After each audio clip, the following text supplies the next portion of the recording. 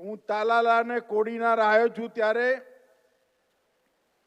હમણાં દિલીપભાઈએ મંચ ઉપર મને યાદ કરાયું કે આ કોડીનાર સુગર મિલની અંદર 2002 માં ગુજરાત ગૌરવ યાત્રા લઈ નરેન્દ્રભાઈ આયા ત્યારે હું નરેન્દ્રભાઈ ને દિલીપભાઈ ત્રણે આખી રાત આ સુગર મિલમાં રોકાયા હતા અને પછી સુગર મિલ બંધ થઈ ગઈ. જેટલી વાર હું કોડીનાર આવું કોડીનારના ખેડૂતો પકડે કે હવે આનું કંઈક કરો. નરેન્દ્રભાઈએ પણ વચન આપ્યું અને ભાજપાના બધા કાર્યકર્તાઓએ વચન આપેલું અને મોદી સાહેબનું વચન એટલે પથ્થર પરની લકીર. આજે મોદી સાહેબનું વચન પૂરું થવા જઈ રહ્યું છે. આ આખા પંથક અને વલસાડ એના 10,000 થી વધારે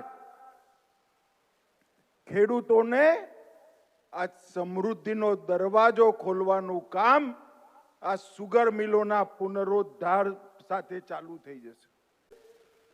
જે પ્રકારે ખેડૂતો માટે કામ કર્યું એ કામ આ 70 વર્ષમાં કોઈ વડાપ્રધાને નથી કર્યું. આ કોંગ્રેસીઓ હંમેશા ખેડૂતોની વાત કરી. આજે હું આ મંચ ઉપરથી કોંગ્રેસના નેતાઓને પૂછવા આવ્યો છું. 2013-14 માં કોંગ્રેસની સરકાર હતી, મનમોહન સરકાર હતી. ખેડૂતો માટેનું બજેટ કેટલું હતું મિત્રો? ખાલી 22,000 કરોડ રૂપિયા. 22,000 કરોડ. આવડો મોટો વિશાળ દેશ, 60 કરોડ થી વધુ વસ્તી ખેતી પર નિર્ભર અને એના માટેનું બજેટ 22,000 કરોડ રૂપિયા.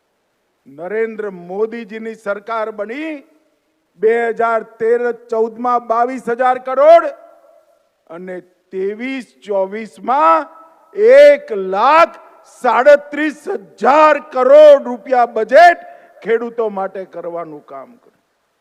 6 ગણું બજેટ વધારવાનું કામ ભારતીય જનતા પાર્ટીની મોદી સરકારે કર્યું અને એના સાથે ખેડૂતોનું ધિરાણ જે 8.5 લાખ કરોડ હતું, આખા દેશના ખેડૂતોને 8.5 લાખ કરોડનું ધિરાણ આપવામાં આવતું હતું અને આજે ખેડૂતોનું ધિરાણ 8.5 લાખ થી વધી 25,50,000 કરોડ રૂપિયા સુધી પહોંચાડવાનું કામ નરેન્દ્રભાઈએ કર્યું છે.